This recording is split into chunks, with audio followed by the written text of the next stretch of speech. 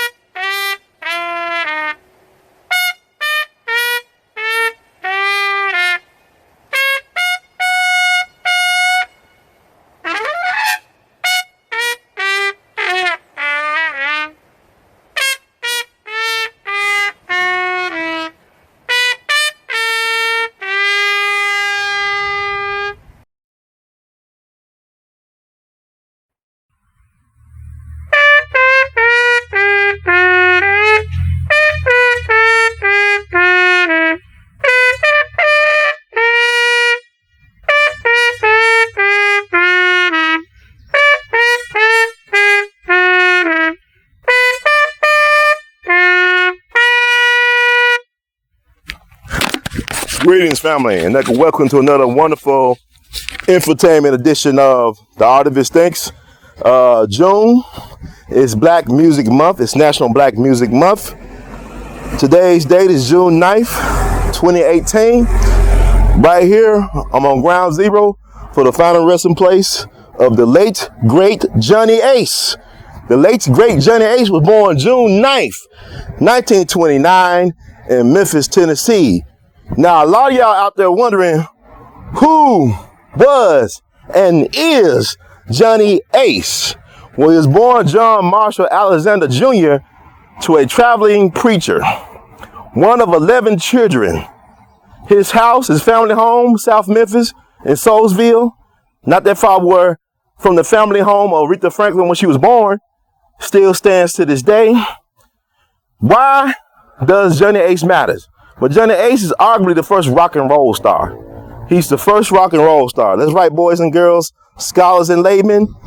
Not Elvis, but the late, great Johnny Ace. See, what's interesting about Johnny Ace is he's like one of them cats that he was very popular during his lifetime, but as time marches on, he's forgotten about. And a lot of the people who love his music, they are no longer walking this earth. He was the most popular male singer for African Americans, in particular African American women, back in the early 50s. His career was only 2 years and some months long, but his impact is everlasting.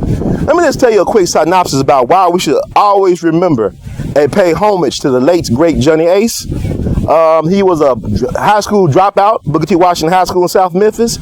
This is the same high school that produced Maurice White, the visionary behind Earth, Wind, and Fire. This is also the same high school where the mother of gospel music, Sister Lucy Campbell, taught for decades. You understand? Special place. Marion Barry, his honor, the great DC mayor, with the Booker T. Washington High School in South Memphis as well. There's a lot of great people that come out of Booker T. Washington High School. I just want to highlight a few. Get back to the late, great Johnny Ace. He went to the Navy, couldn't make it, dropped out of the Navy. But when he was growing up, from my understanding, he was a music prodigy. He was basically self-taught. He could play anything he could get his hands on, the family piano, saxophone, anything he could get his hands on, he played and played very well.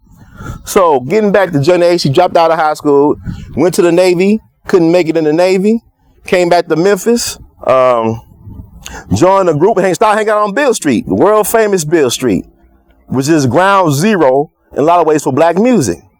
Hanging out on Beale Street, hanging around the famous, legendary Mitchell Hotel, ran by the legendary Sunbeam Mitchell, the music visionary, sometimes pimp, but always a musician's friend, the benefactor of the black musician on Beale Street. So he used to stay and hang out in Mitchell Hotel, where you had the likes of Ike Turner, B.B. King, Little Richard, whoo, and so many other greats you could name.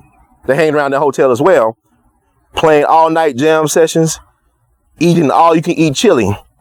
But that's another story. But getting back to Johnny Ace. Johnny Ace was part of the legendary Bill Streeters. To me, the Bill Streeters are the Wu-Tang Clan of blues and R&B. But Bobby Blue Bland corrected me.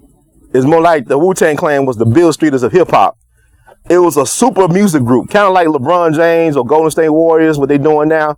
Had all these legendary all-star Hall of Famers. You had not only Johnny Ace, but B.B. King, Bobby Blue Bland, Junior Parker, Roscoe Gordon, Earl Forrest, Junior Parker.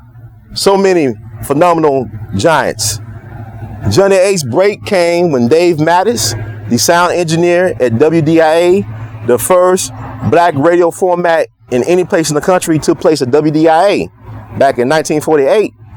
Memphis is home of American culture. That's another story as well.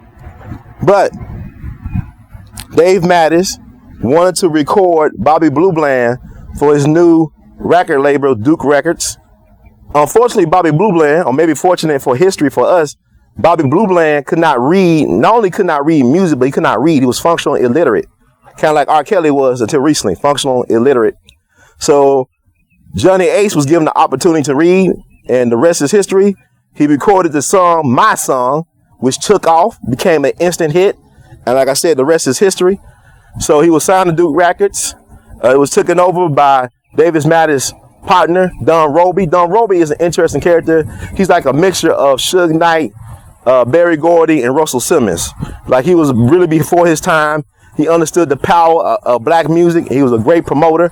It's a kid out of Houston, basically a gangster out of Houston. So he took over the record label. Johnny Ace was the front, he was the face of the record label. Johnny Ace was so popular back in his time that in order to get him as your headlining act, you had to book either B.B. King, Bobby Blue Bland, or Little Richard at his opening acts. Now, all those guys are in so many different type of music hall of fames, but Johnny Ace is not even in one music hall of fame outside of the Jimmy Lunsford Legacy Awards. And that's another story. But here I say this. So he was the face. He was the most popular, arguably, black male singer in the country. He was arguably the first rock and roll star. They would do one-nighters on the road. Like, that means you could play at a gig one night and then got to travel several hundred miles to the next gig. So eventually that lifestyle will wear on anybody, no matter if you was a 20-something-year-old kid from Memphis. So anyway, I'm trying to tie all this together, y'all. Johnny Ace, unfortunately, lost his life under questionable circumstances. On Christmas night, 1954, he was performing down in Houston at the City Auditorium with his label mate, Big Mama Thornton. You ain't nothing but a hound dog. Now, Johnny Ace was known for pointing his gun at people and things and pulling the trigger. A lot of times when he's on the road, when he was bored, riding on the road, he would actually point his gun and shoot road signs and whatnot. And a lot of times he would also play around with his gun in terms of pointing at people, including himself, and pulling the trigger. And always the chamber would be empty when he pointed at other people or when he pointed on himself. Unfortunately, Christmas night 1954 was not the case. Johnny Ace was pointing the gun around at different people.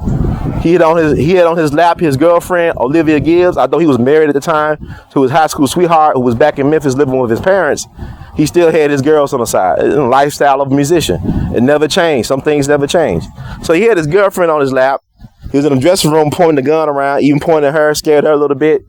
And I believe somebody said that either Big Mama Thornton or somebody told him, why don't you point the gun yourself and stop pointing at other people. Stop pointing the damn thing at everybody. And Johnny Ace, just to ease the tension, he said, okay, guys, I'll point at myself. Look, I'm going to show you something. It's not, he pulled the trigger, blew his brains out.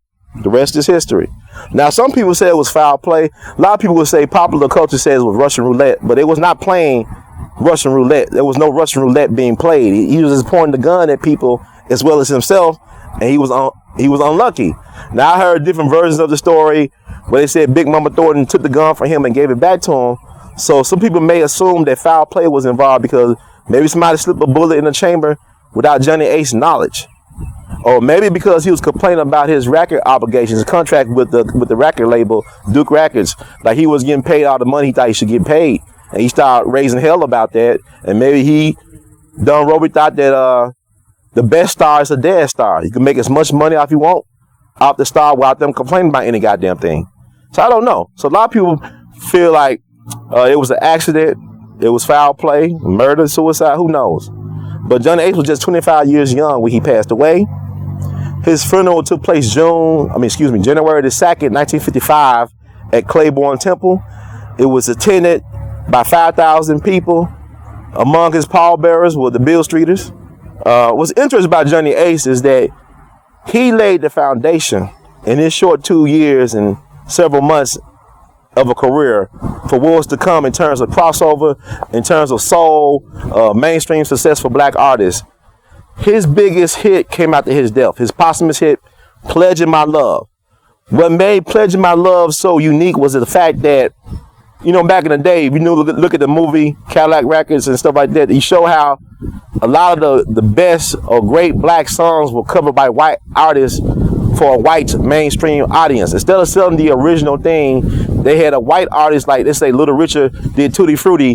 They'll bring in the white singer Pat Boone to cover Little Richard's Tutti Frutti. Although he had great, chart success, by them utilizing the white artists over the black artists, it gained even greater success on the charts as well as mainstream success. But what was unique about Johnny Ace, you could make a case that Johnny Ace was a black man who sounded white, whereas Elvis was a white man who sounded black. And it's interesting to note that when Johnny Ace went down for the count, marks the ascension of Elvis Presley.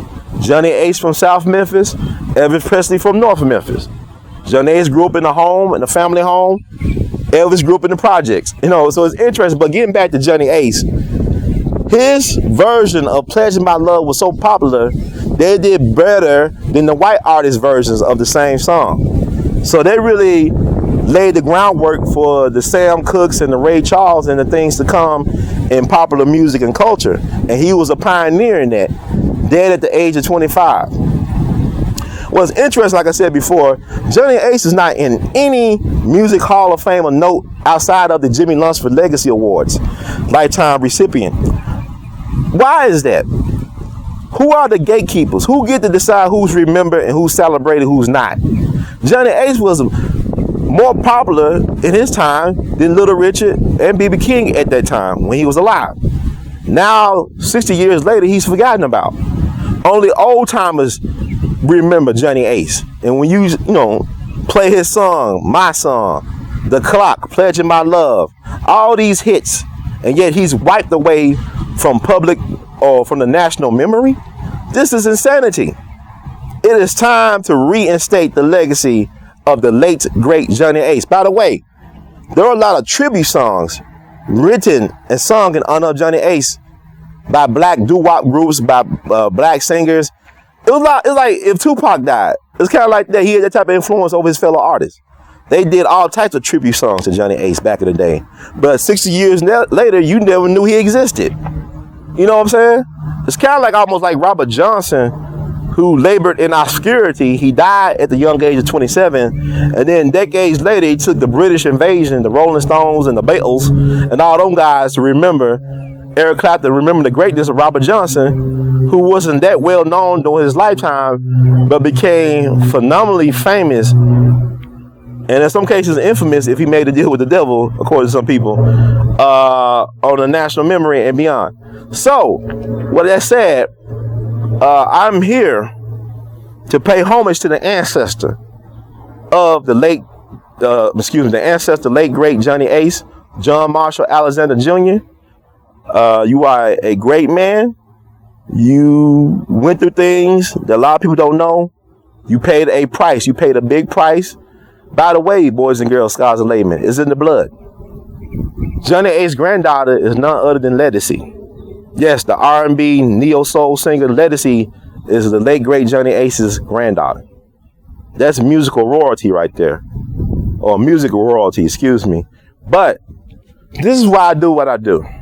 It is very important to know our stories, to tell our stories, to reclaim the narrative, to be the narrative. The ancestors are my entourage.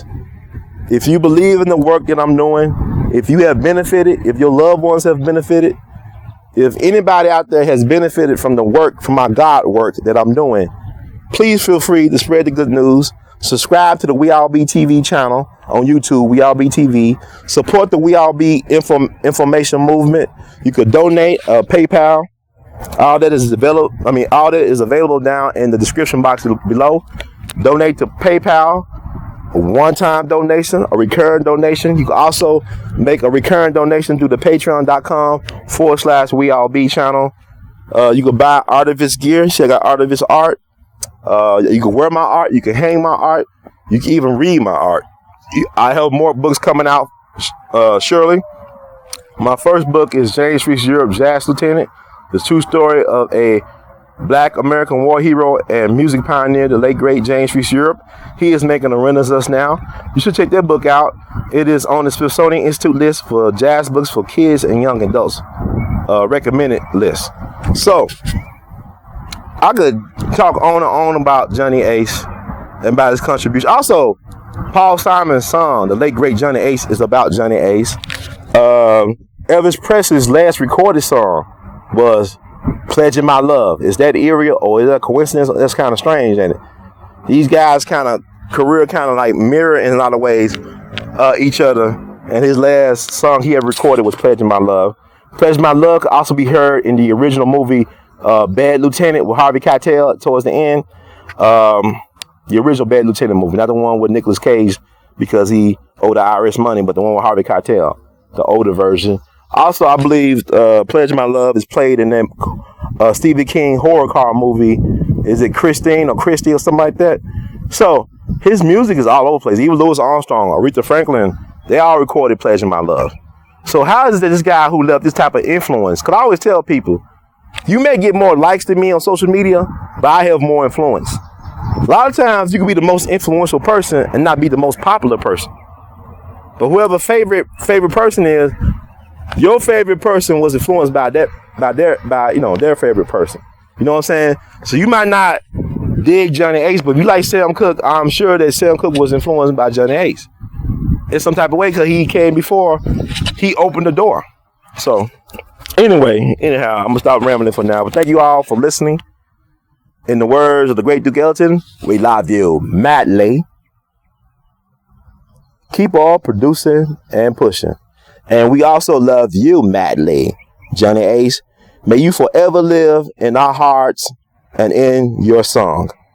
May they forever be played where human ears that can hear shall hear your prophetic voice on pop music. You will never be forgotten, Johnny Ace. May your legacy be forever amplified and appreciated. Once again, we love you madly.